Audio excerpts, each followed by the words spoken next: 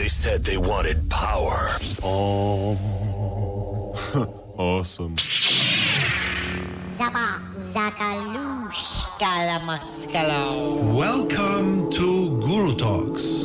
Guru? What do they do, like levitate and chill on mountaintops? Not exactly, but you are in the right place to find out everything you need to know, and it's actually quite simple.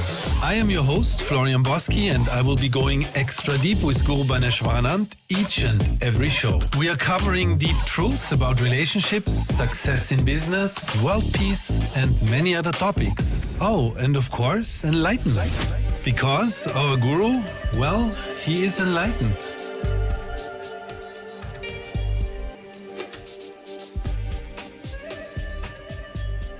This is the 13th episode of Guru Talks. Welcome, Guru Bhaneswaranand, to the show.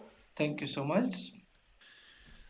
So the last two shows, we spoke about, on the one hand, initiations, and on the other hand, black magic. Now, not everybody has black magic. In fact, it's only a small part of the population that is suffering from black magic. And not everybody is at the level where they want to commit to a spiritual ritual like initiation, be it initiation for achievement or be it initiation for enlightenment, since both of them demand that the person has a daily investment into that spiritual work from the time of initiation on.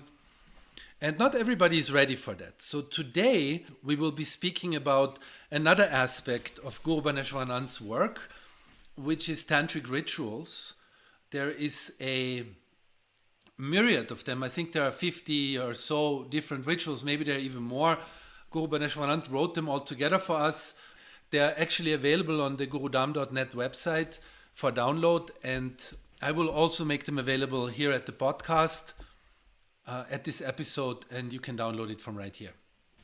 And this PDF file contains a relatively big amount of different rituals, and those rituals are for different challenges that people have in their lives. It could be that somebody's relationship is not working. It could be that their financial life is not working. It could be several different reasons. Now, I went through this list of different rituals, and I have a bunch of questions for you, Guru Bhaneswaranand. But maybe before we get into specifics, maybe you can explain to us a little bit about how a ritual works, and also how a ritual works from the perspective of the receiver of the ritual. Have you ever gone to a church, a temple, or a mosque? I have indeed. Why have you gone there? Well, I have gone to a church mostly because in the country where I grew up in, everybody does that. And when I was 16, I stopped, and I have gone to a temple because I believed that I would be receiving energy there. Right. You see, you have gone to church because your parents were going maybe there, or your ancestors were going there. Yes. You have gone to a temple because you saw that people are going there for energy. Yes. And this we are doing today because our ancestors were doing it. And our ancestors were doing it because of some reason. In the scientific development of the world, we have lost those reasons.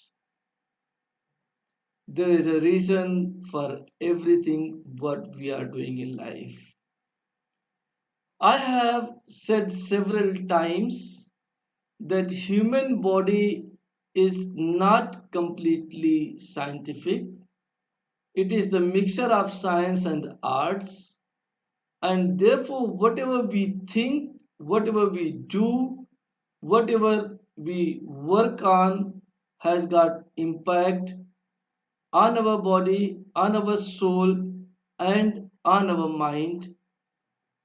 Our development in the life depends on these three. Rituals are those small prayers, or you can say otherwise, that prayers are the small rituals which are being performed at the places of worship. And rituals are the systematic prayers being performed to change our life. So you could say that a ritual is an elaborate prayer done by somebody who has a full connection to source. Yes, I know. Rituals are the systematic prayers done by the individuals who want to do them under the guidance of an enlightened person or under the guidance of a person who has done them earlier. Okay.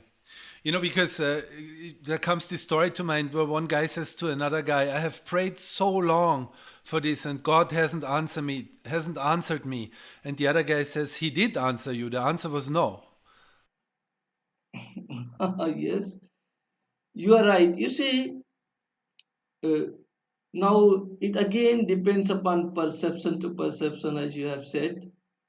In my perception, God always answers us, and answer is always yes. If if something what we have prayed for we have not got, we must look into ourselves, find the fault what we have done or what we have not done, try to do it, and probably your prayers will be answered. Okay. So this is kind of like an instruction sheet for manifesting something in your life. You see what have you not done to manifest it, what are the action steps that I need to do, and then you manifest it. But that is aside from rituals, right? Rituals are a way to make things happen in the spiritual world, maybe, or in the energy world without having to apply certain actions. Or am I incorrect? Or am I only partially correct? No, you are completely incorrect. You see, rituals are prayers. Rituals are deep, deep, deep prayers which are meant to achieve something, and chances of success and failures are still there in the rituals. Depending upon how much effort you will put in, your chances for success will be higher. Ah, okay. So there is actually something that the receiver of the ritual needs to do to influence the positive outcome of the ritual. It is not just you doing the work, it is also them doing the work. Both. You see, if master is not transferring the energy, then also rituals does not work. And when receiver is not receiving the energy, then also ritual does not work. It's like in electronics terms, you have got a transmitter and you have got a receiver. Anything not working, the podcast will not go on. In your book, The Art of Loving, you published a list of all the rituals.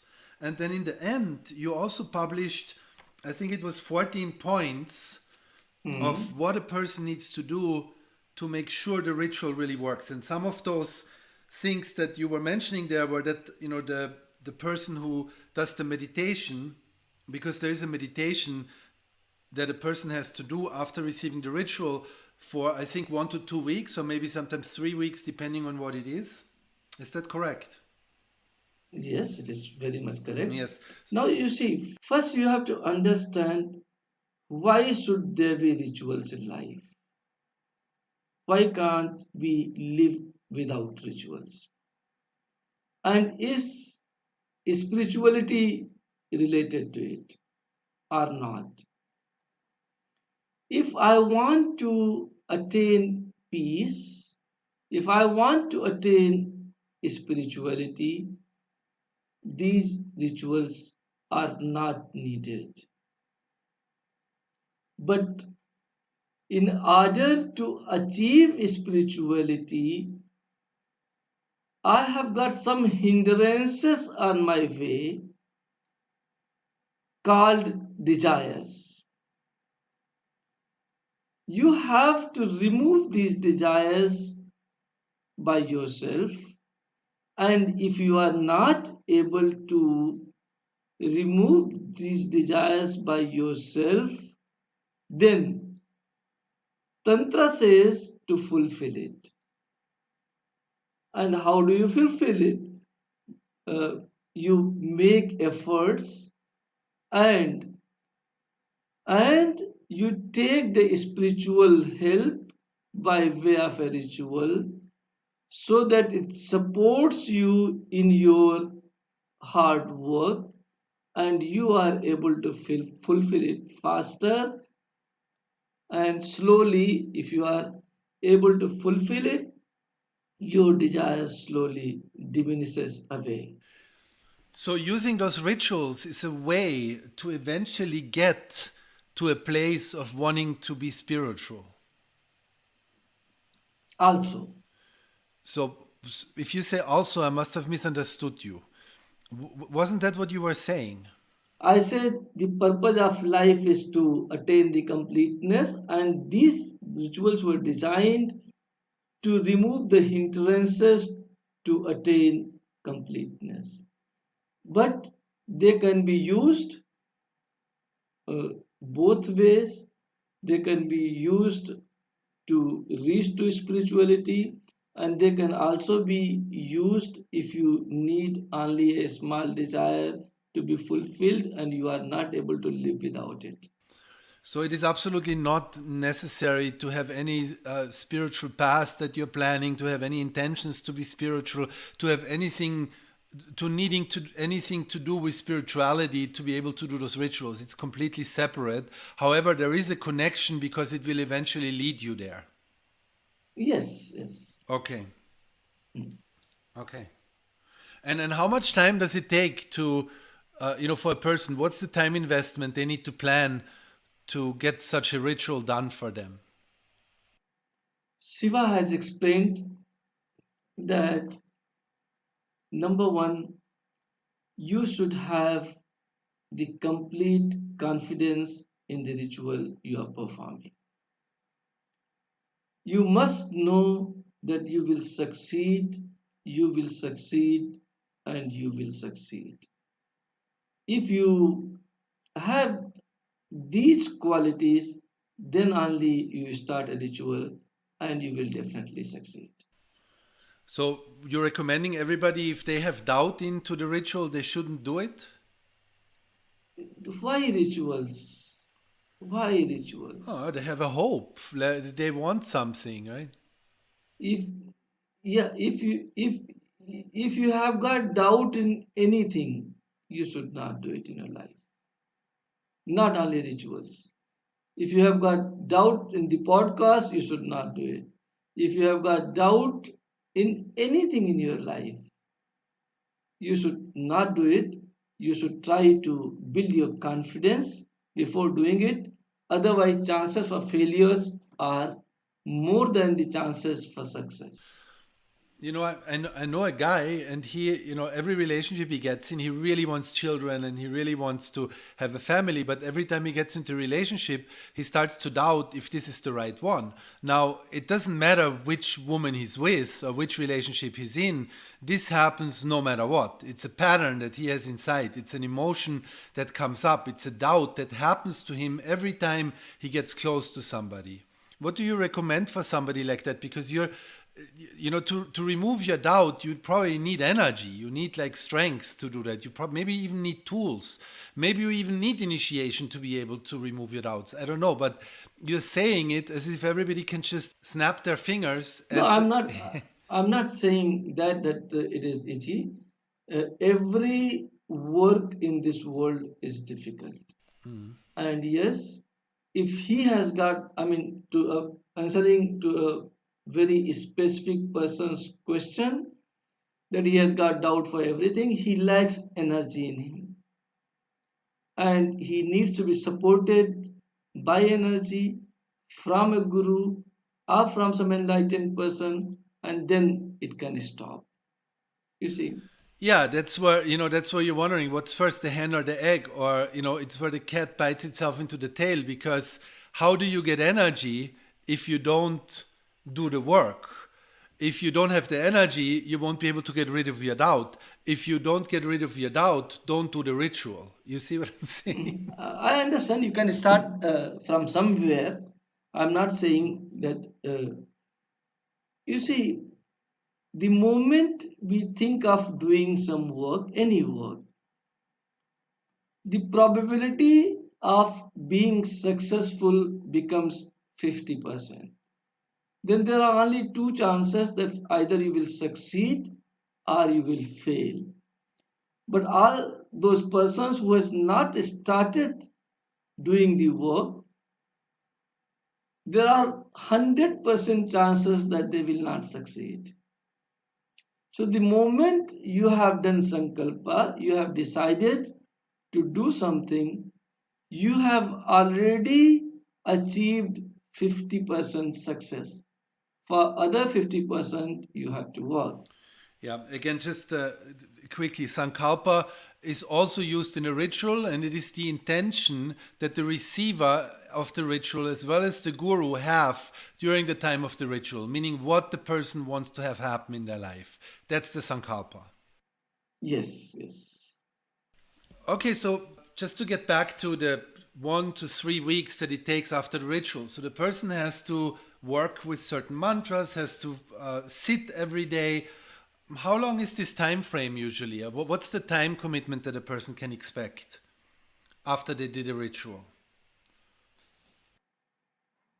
You see, it depends upon ritual to ritual and person to person. Somebody is able to chant faster than the others.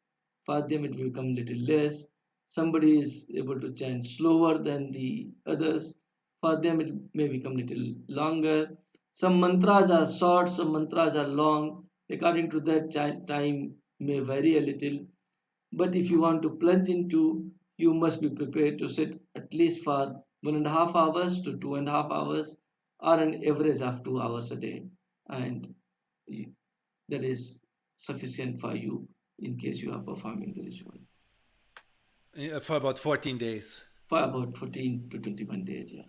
2 to 3 weeks. Yeah, 2 to 3 weeks. It depends. Usually when you do removals, you have people chant longer, right? Yes, yes. How does a person know when it is time to go for it and do a ritual, or when they should still keep trying themselves?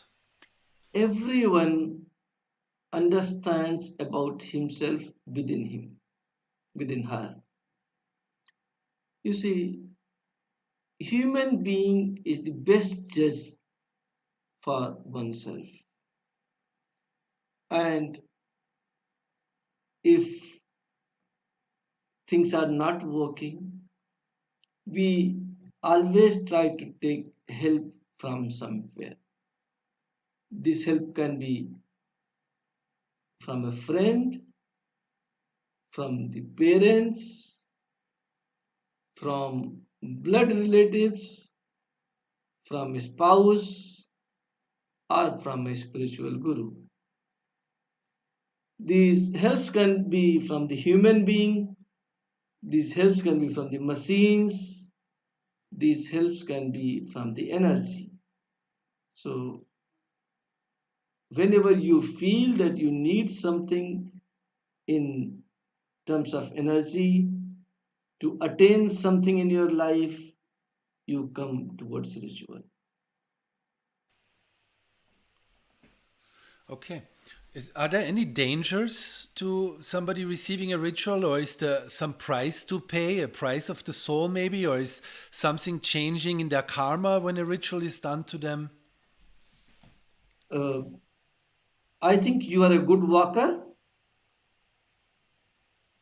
and Um, no, a good walker? yeah, you can. Not such a good walker. Okay, but you can ride a motorcycle or a bicycle. Sure. Okay, and I suppose you are very good in bicycling. I mean, I can stay on it, yes. Yes, and you met an accident, I suppose. Yes, Yes, and did you stop it after that? I did not. You did not. See, that answers the question. There is no work where risk is not involved, including cycling and performing the rituals, including walking, and everywhere in our life, risk is involved. We prepare for it, we minimize the risk, and we plunge into life. Similarly, in the ritual, I don't see any risk, but I cannot say for sure they are totally risk free. Okay. When you say you don't see any risk, have you ever seen something happening to somebody who has been the recipient of one of those rituals that is noteworthy here? I have not I have not experienced myself, and my disciples and devotees were little lucky. I think they have not experienced it, or you can say that I work extra hours with them and they work extra hours with me to match a frequency, to understand how the ritual is to be performed, to take the necessary precautionary actions, and nothing has gone wrong. But I have seen a lot of Hollywood movies and other movies also where a lot of things go wrong. What you talking about? Horror movies or something? Yes, yes, horror movies also. A lot of things goes wrong. You need to take necessary precautions on whatever you are doing. If you are riding a motorcycle, you must wear a helmet. If you are performing sexual act with unknown partner, you use sexual protection. Similarly, when you are performing the spiritual rituals, whatever protections are needed, usually Guru provides them and uh, receivers takes it, and I think then they becomes uh, risk free. Like people I have seen, I was performing rituals along with my disciple, and this was a fire ritual. Somebody was annoyed that it may catch fire, and really, truly so, their concern was having a value because they did not know that we have taken necessarily precautionary actions that fire will not take place. But whenever you are performing a ritual, you are sitting in a position, it may do something to your body. You are performing fire ritual from where fire can start to any place. These are the things where precautions are necessary, and we take adequate precautions to do them. And uh, I think I was lucky enough, or I have taken enough precautions, you can say, that no adversities has ever happened. So when you say precautions, are you speaking about precautions like making the fire far away from anything that can burn, or are you talking about energetic precautions, spiritual I'm precautions? talking about You're both. talking about both. I'm talking about both. You see, if I have taken there is a disciple of mine, I think you know. I protect him every year. He is a very nice person. He loves me, but you know what he does or what he was doing. He will jump anywhere and will say, I'm protected. Then I have taught him differently. You are protected because you will protect yourself. If you do not, you are not protected. You understand? You have to teach your people the right thing. They performs the right type of ritual, right methods, by right methods, and everything work out very well. Now, say I have taken a spiritual protection before starting fire ritual. That does not mean that I should put the cloths just next to fire pot. So you need to take both the protections, spiritual as well as physical. So what you're saying is just because you're receiving a spiritual protection doesn't mean you should be careless. In fact, you should be just as careful, but then as you're careful, probably you'll have a better chance that nothing bad will happen to you. You automatically become more careful. I see. You automatically become more careful, and I think you have witnessed a lot of rituals being performed here, being performed elsewhere by us, and it has all gone very well. Uh, we must thank God, and we must also thank our devotees, disciples, spiritual seekers, that they have taken adequate measures always as per our guidance. Okay. What about karma? If you do a ritual, you're essentially changing a person's luck, right? So somebody might say, well, maybe it's a person's karma to never have any money, or maybe it's a person's karma to never have a good relationship. But in essence, What is karma? yeah, you go ahead, please. But what is karma? It's a residue from the past life of an emotional pattern or an emotional entanglement that we carried over because we were busy with it before we died or as we died.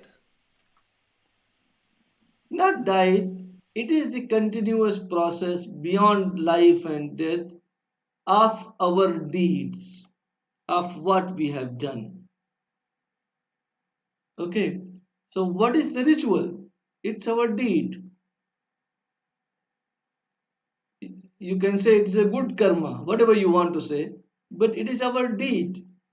And the result of this deed is that whatever bad karmas you have will automatically start diminishing, and you will have a beautiful life ahead. Okay, that is a great answer. Thank you. I'm wondering because, as you were saying before, that some people, I have seen a lot of rituals or a good amount of rituals. And I have seen that they all had results pretty much, but there were some rituals that had less results. And when, people sometimes talk to me about it, and I would come back to you and speak to you about it. And many times what came out of it is exactly what we already spoke about 10 minutes ago, that there is a specific work that each recipient of a ritual needs to do during the 2 weeks after the ritual. And you wrote them down in your book, The Art of Loving, on page 44. That's only in the German version here. But by the way, the second edition will come out in English very soon. But we don't have a date yet. But so it says here that meditations need to be done in a clean place, clean cloth, or clean clothes have to be worn. You have to trust into the mantra, the guru, the yantra, source light. You have to be enthusiastic. You have to be well aware and awaken your mind. So you have to be self-analytical or self-reflective and be able to correct yourself when necessary. Also, even don't have sex, don't masturbate during the duration of the rituals and during the duration of the meditation period. Can you comment on these things? Why is it important not to have sex and masturbate during the duration of the Look, ritual? we have given these directives to have maximum amount of concentration towards ritual. Anything what reduces concentration, we have put in here. So, and these rituals are, you see, I don't know, uh, you have a sexual partner, you know how good or bad it is to have sex, and how much time it takes, how much energy it takes, and how much deviation it takes from the natural work. So we have indicated here that if possible, try to avoid it. Okay. You know, one thing you're mentioning here also is during the meditation period, meaning during those 2 weeks or 3 weeks, depending, sleep on the floor. And it says that you can actually put your mattress on the floor, but make sure you sleep on the floor. Does this also have You see, as a background concentration, or what's the reason for this?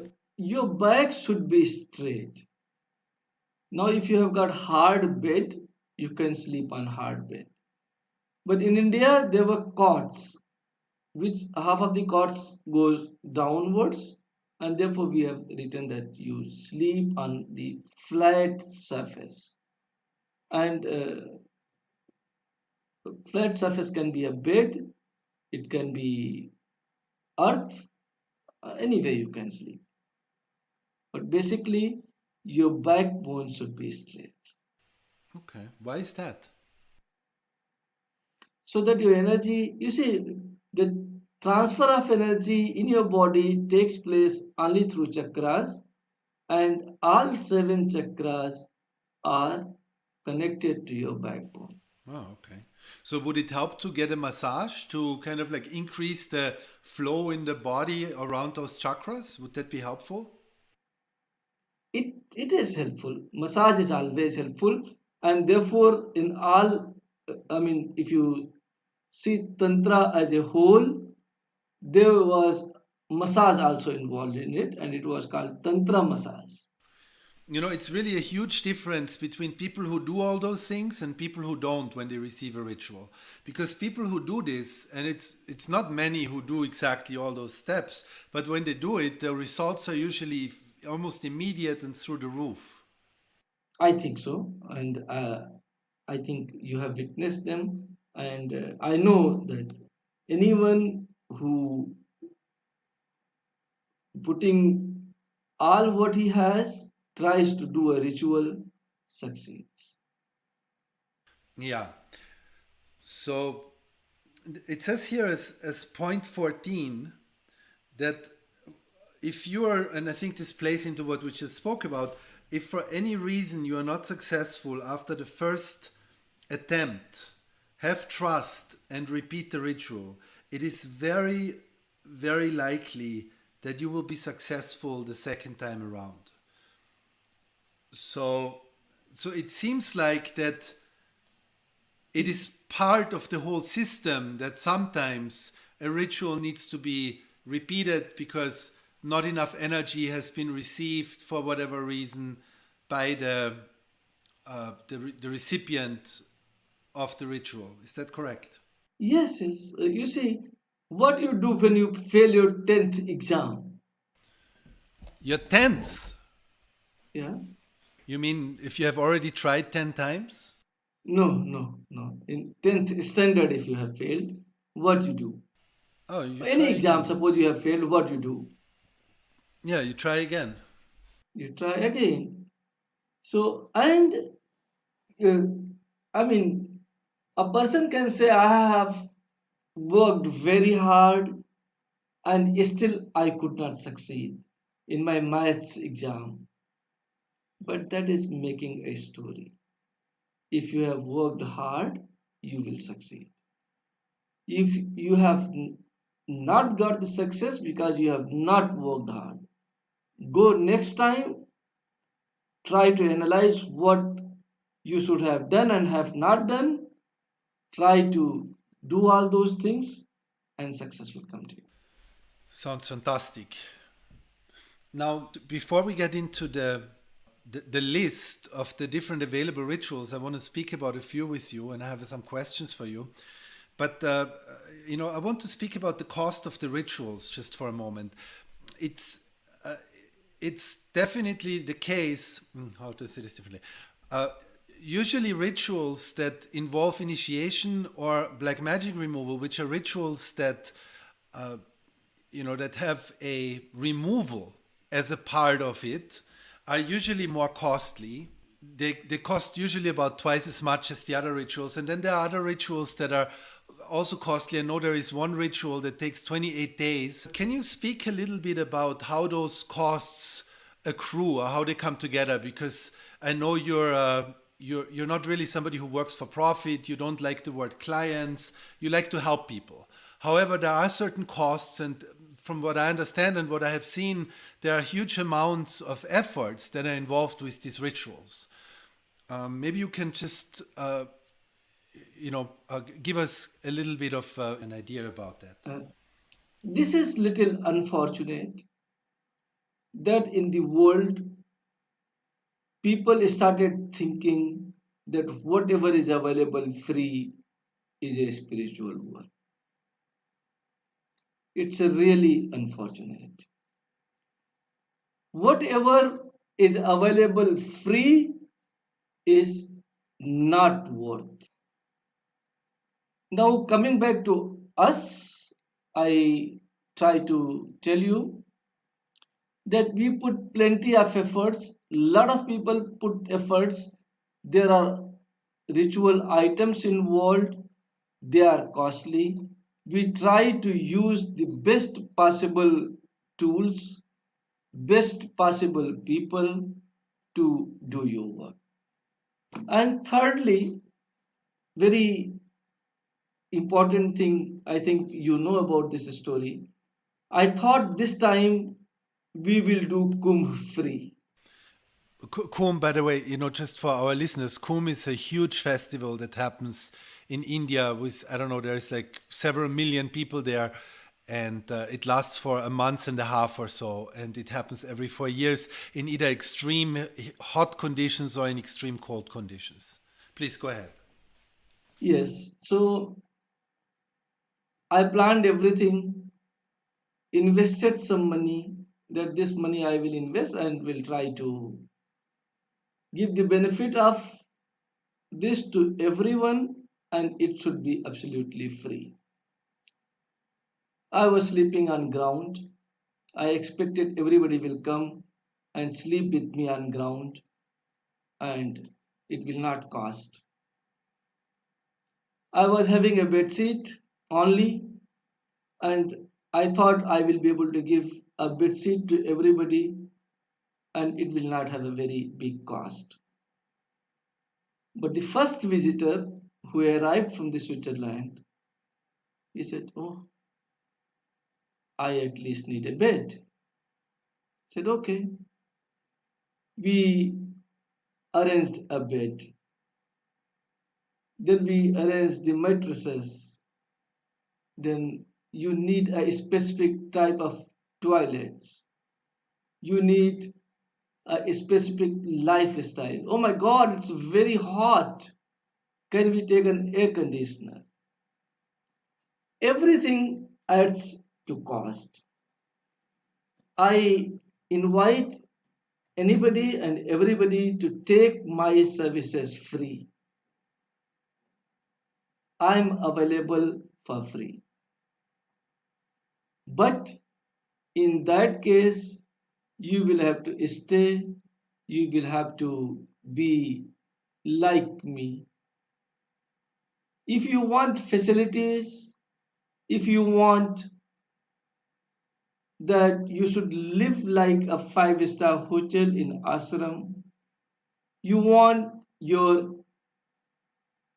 I can eat on paper. If you want to eat on paper, it is free. If you need a silver vessels to eat, it has an inbuilt cost. And you will not believe, I think you know it. By doing all this, the kumbh became costlier than ashram. Ashram, I'm able to manage a visitors around $50 a day, and I was not able to manage kumbh with this much money. So things becomes costly. Everybody want everybody want a very specialized person for their rituals to be performed. These people, they have got their mouth, they have got their stomach, they need to live somewhere, they need to stay somewhere, and they have done several years of practice in this field. So we pay them handsomely. We buy the tools which are nice. We try to uh, build a fire pot for you to do the rituals. This everything costs, and that cost we have to recover from you, or we have to go and beg somewhere to someone as donation. I don't know in the future what be the course of our disciples, but till now I have not taken any donation. So who has to pay? Anyone who is utilizing these facilities, anyone who needs these tools, they have to pay for it. And yes, if you want to do a good work, it costs more.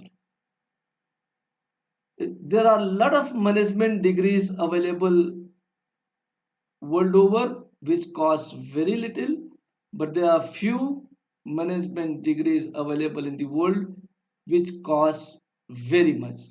You cannot say that both of the teachers, both of the people are doing the same work. No, that's not true. Whatever services you want to utilize in the world, if that costs, you should pay for it, and that is what we do. Whatever the cost is, we take from the people. We do not give it from our pocket. It makes sense because, as you were saying, there are several people involved in this process. There is sometimes a lot of time involved for preparation. The ritual takes many hours. Then there are follow-ups. There are all kinds of things. So it makes sense. And as you were saying, the reason why I personally felt like I want to work with you and, why we're doing this is why I feel like this needs to, information that needs to, and a service also that needs to be out there is because I do feel like this is, one of the highest levels of energetic work that exists. So it makes sense from what you're saying. I don't know. I mean, that is for all of you to judge. Uh, I try to put in 100% what I have in the benefits of people when they come to me, and I think most of them get good results, most of them get peace, most of them gets what they want. Some of them gets disappointed also. So I cannot say anything about myself. It is for them to decide. If somebody gets disappointed, maybe for him I may not be a good person, but majority which gets satisfied here, which gets love here, which who feels love here, they come back again and again and again, and we remain in this spiritual love for this life, and it has been beyond this life. So, I've seen in the last 2 years a lot of the rituals you did, and there were indeed a few people who were not happy about it. Now, I have dissected them.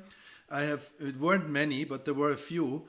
In each of those cases, you have usually repeated the ritual for them for free, first of all.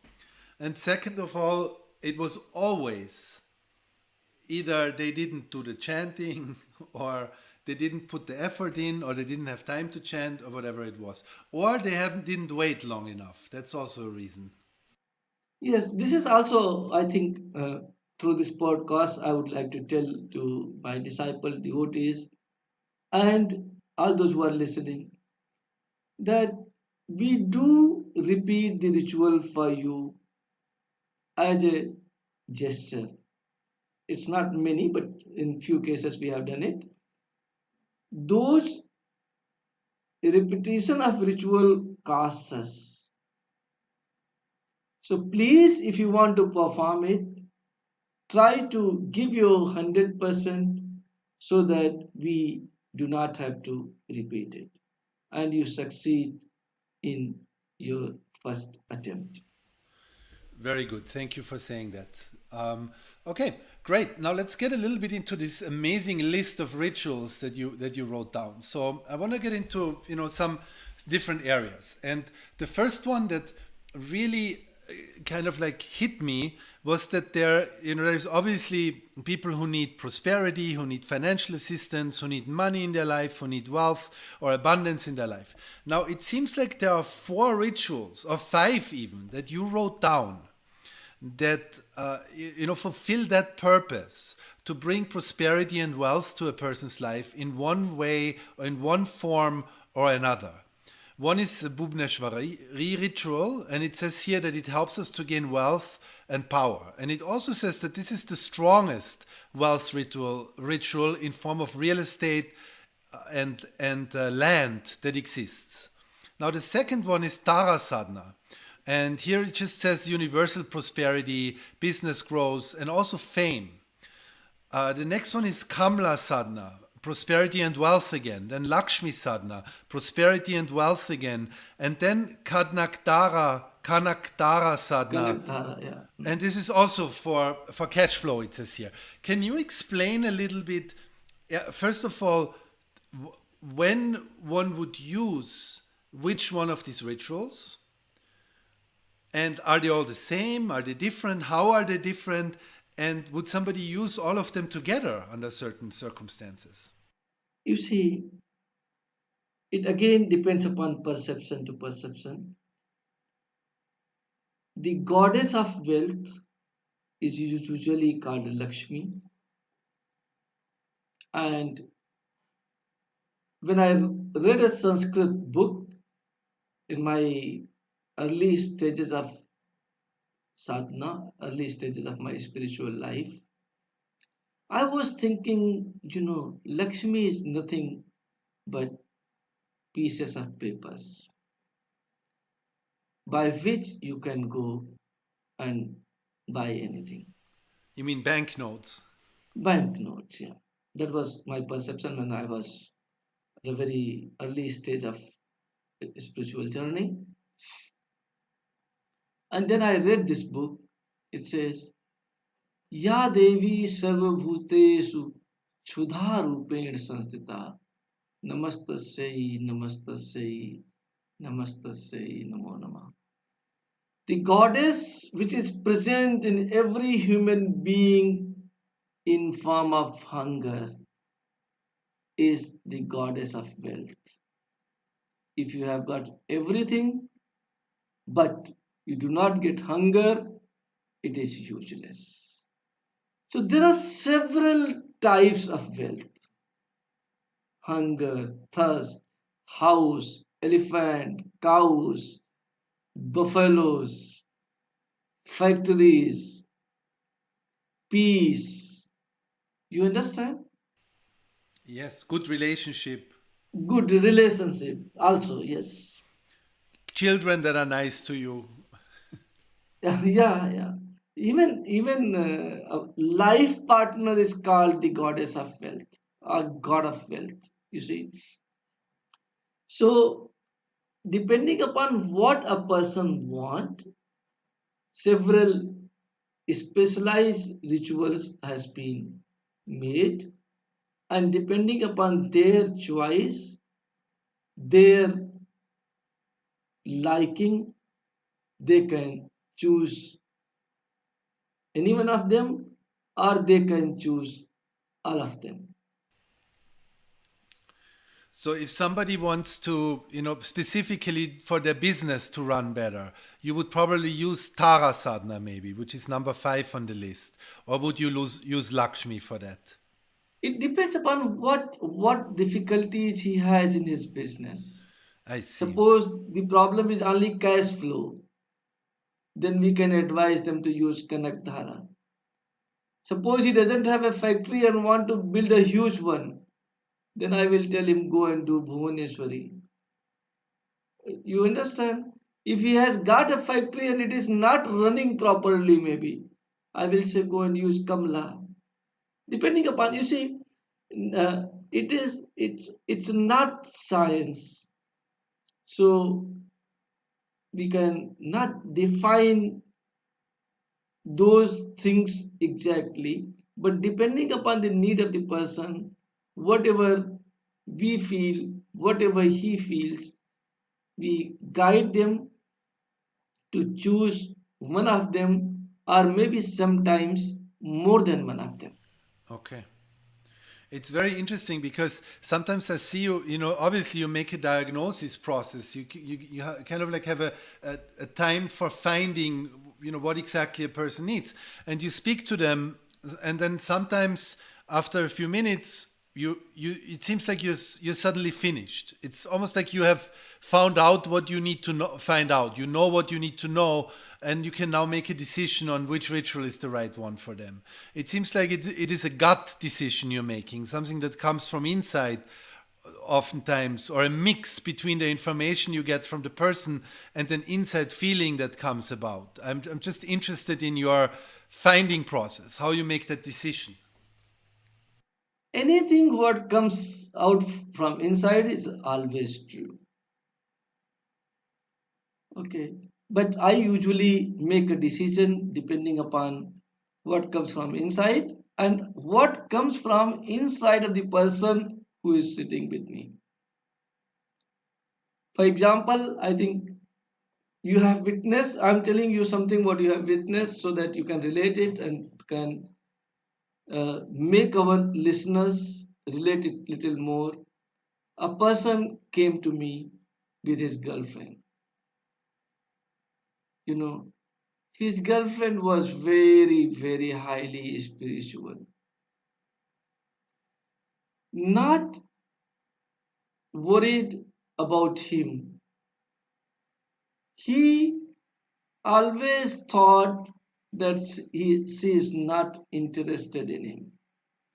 Most of the spiritual persons are not interested in anything. So she was also not interested in anything, including him, you know. And then she said, I'm spiritual. And he said, okay, I also want to become spiritual. She says, I'm going to meet Guruji. He also says, I'm also going to meet your Guruji. He said, she said, what you will do there? He said, I will also learn spirituality. You see, this person was not needing Guru. He was needing a life partner. So when he comes and talks to me, it's a little difficult for me because now both the people are sitting together, girlfriend and boyfriend. A very spiritual person with whom I may like to share all my thoughts. Still, I request her, could you please excuse us so that we can talk something deep about him or deep about me? It's very, very difficult for me to say, but I have to do it. Everybody has to do it at some point of time. And then I asked him, tell me what you want. I don't think you need spirituality. You know what you need? You need your girlfriend's love. And he jumps 2.5 feet. Oh my God, how do you know it? You are just next to God to understand this from my heart. I admire you. Who are you? And nobody can understand me better than you. Look, these were hyperbole, but yes, uh, the fact remains that he did not need those kind of deep understanding. He needed somebody for company, somebody for love, somebody for deep love. And then why should you give him those big initiations? I told him, I gave him a very nice, go perform this small ritual and your life will become calm and quiet. And he became very happy, you see.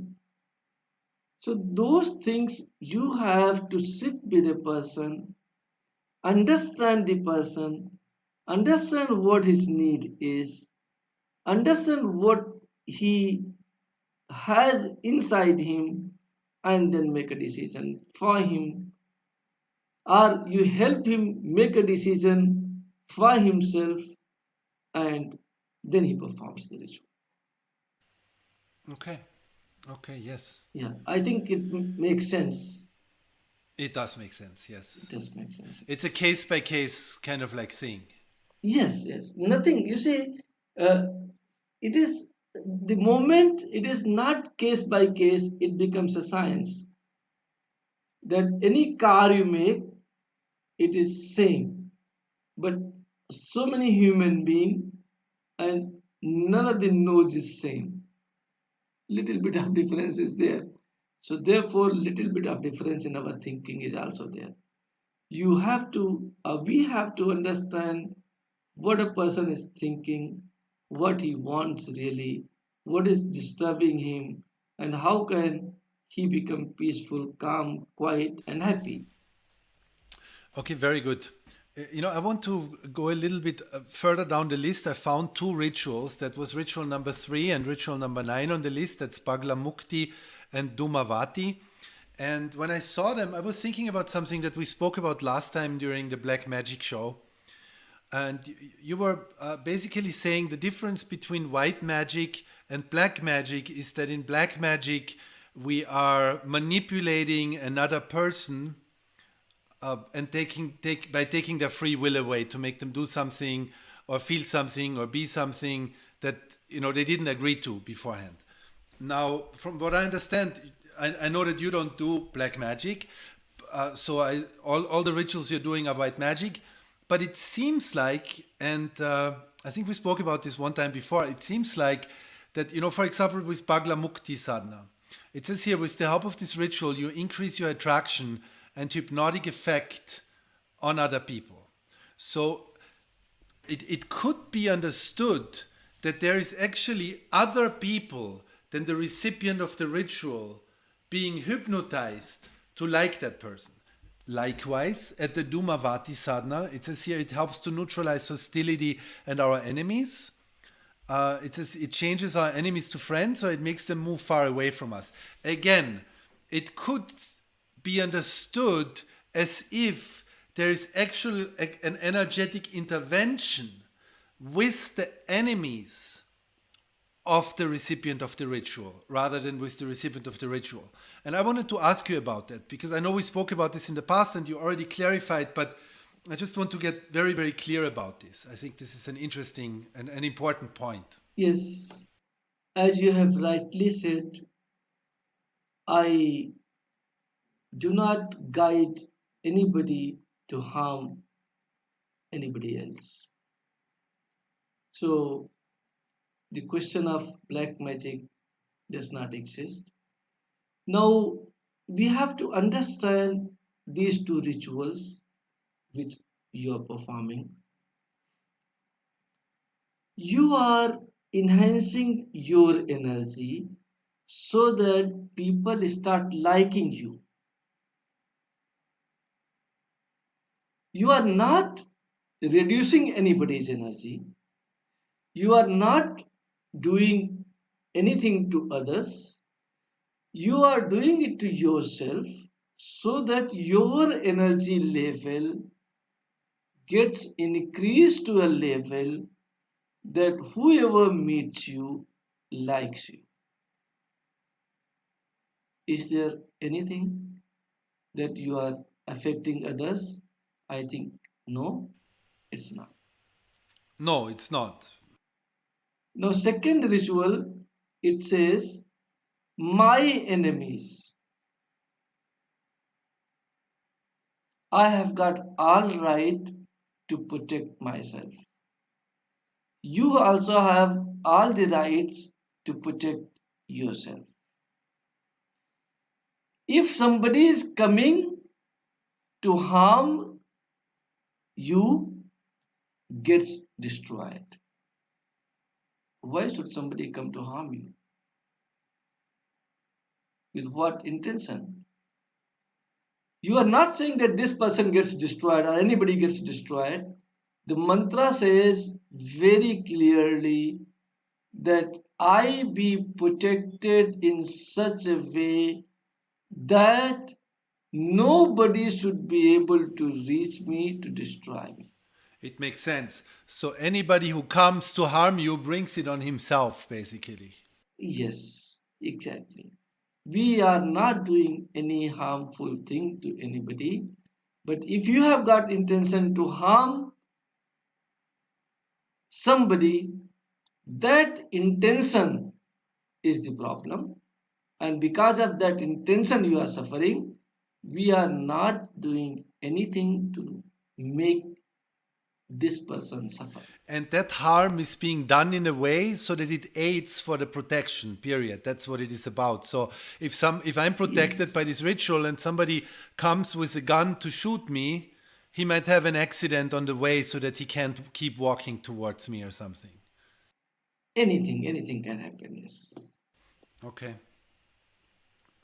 I mean, it's crazy, right? It's a crazy thing. Okay, that's great. Thank you.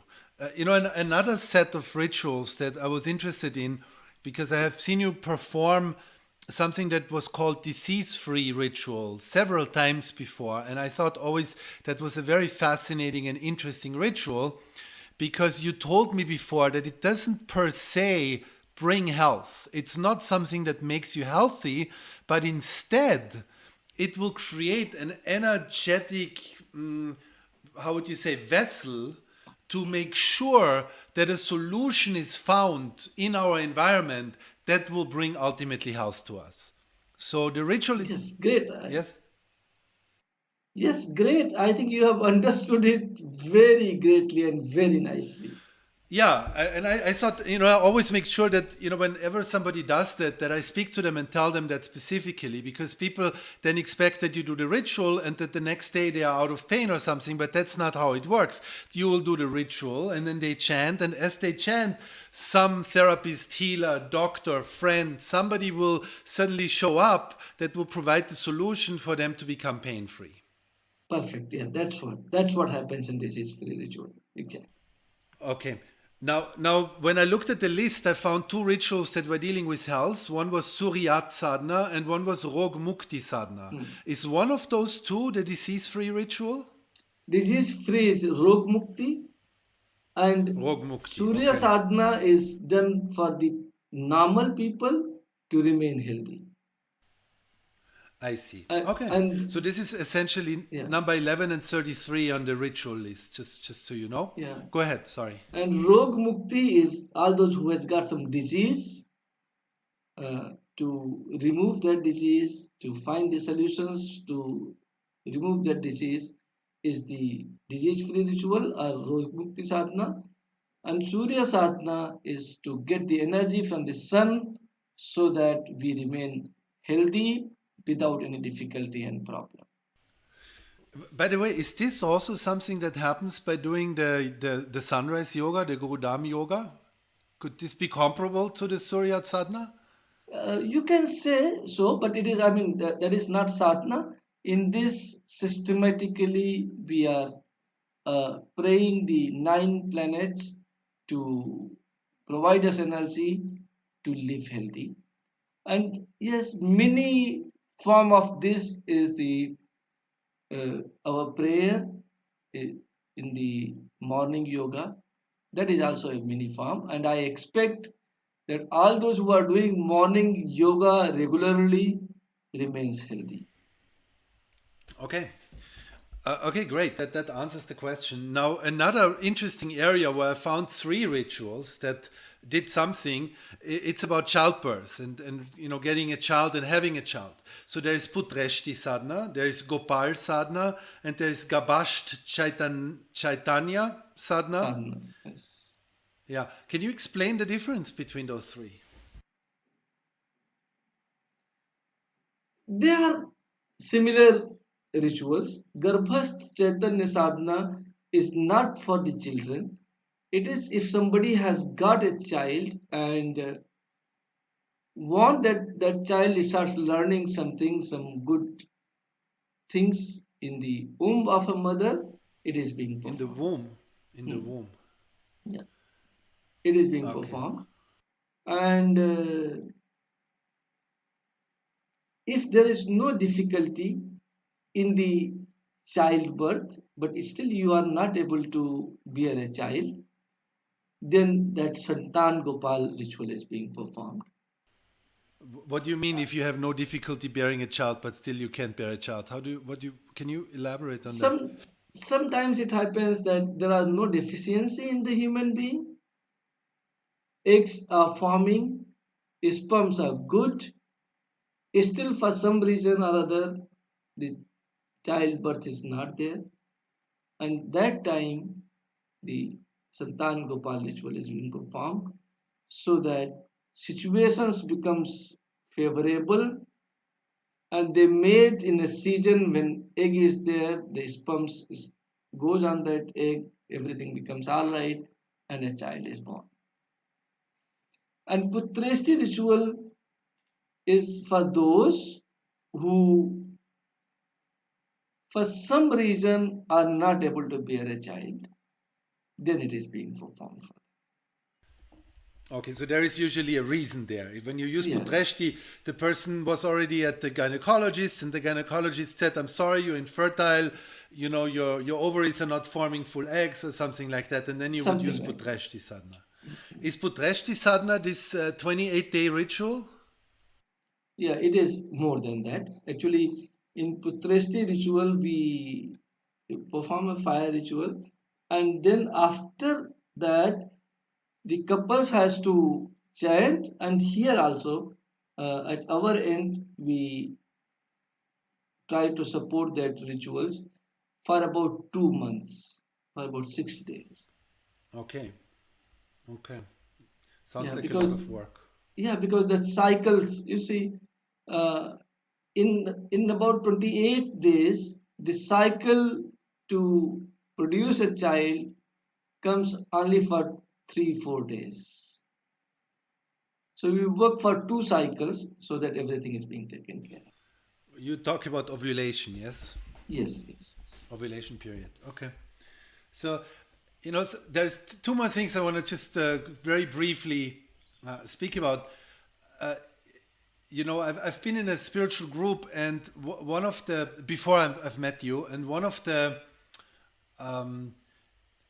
the possible achievements or the desired achievements was to overcome your own astrological influence, because your own astrological influence is also what confines you on this earth and kind of enslaves you and makes you a puppet in a way, because you act according to whatever tendencies were prevalent at the moment of your birth, whatever influences there were, that makes up at least a part of your emotional makeup, if you choose so or not. That's not really your choice, or maybe it was your choice before you got born, I don't know, but once you have it, you have it. Now there is one ritual that says Navgra Sadhana, right? And it says here that it eliminates the influences of the personal star sign. It helps to eliminate the negative influences of all planets. Is this another way to reach enlightenment, to become completely free of outside influences in your life, or what does this? You see, reaching enlightenment is undoing. It is again still doing, so it doesn't help you reach enlightenment. This is But doing, okay.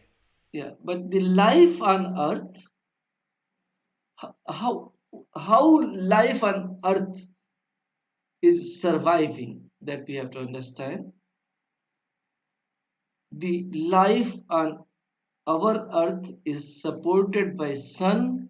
If there is no sun, there would be no life.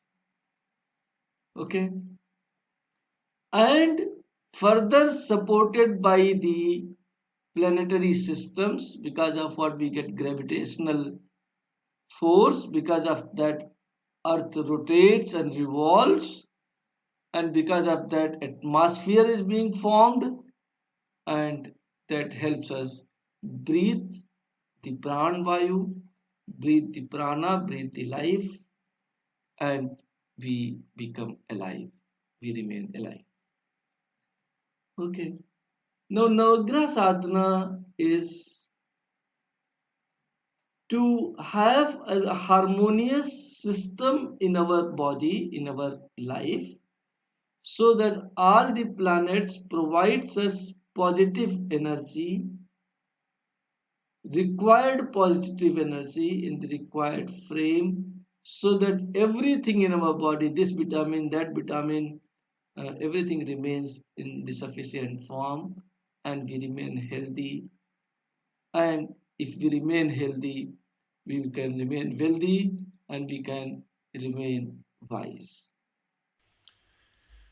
So removing the astrological influences just makes you healthy and wise? Yeah, I mean, it is basically to make you healthy, so that you remain in the peace, you remain. That, you see, the basic prayers, it's a very deep insight, but the basic prayers is Brahma Murari Tripurantakari Bhanu Sasi Bhumi Suto Budhasya Guruscha Shukra Sani Rahu Ketva Sarve Graha Santikara Bhavantu. All the planets which provides the life force to Earth, including Earth, should all becomes favorable to me and provide me the positive energy to live, positive energy to think, and positive energy to remain in peace. Very wonderful. As we're running out of time now, I will just end this by asking you one last question. There are, really interesting rituals, and there's a whole variety, and I invite all of you to download the PDF and have a look at it. Now, one of the most curious ones, I think, was number 35, the Gurutva Sadhana. And it says here that this ritual brings about a deeper understanding and an understanding of the true self of our guru. Something we cannot recognize as long as we only perceive him or her in his or her human form.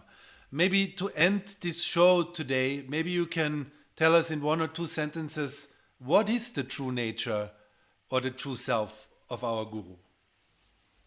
One who remains unaffected in good and bad things, unaffected by elderly and younger person, unaffected by the flow of love. Like, you see, for example, if you have got a child or a grandchild and you have got also got a parent, if your parent becomes sick and your child becomes sick, you will take care of your child first, then of your parents. If that is not there, the flow of love does not matter to you anymore, he is a guru. So, if you want to understand him, it is very difficult to know the real inner self of a guru because of the illusion outside. And this ritual helps you remove the illusion around you and around your guru so that you are able to see his true self and your true self. Thank you very much. It was as always a divine pleasure, and you have a great week. You are most welcome, and thank you so much. And it was very nice talking to you. Thank you for listening to another episode of Guru Talks. Share this episode with anyone who wants to be enlightened by Guru Bhaneswaranand, and don't forget to click subscribe.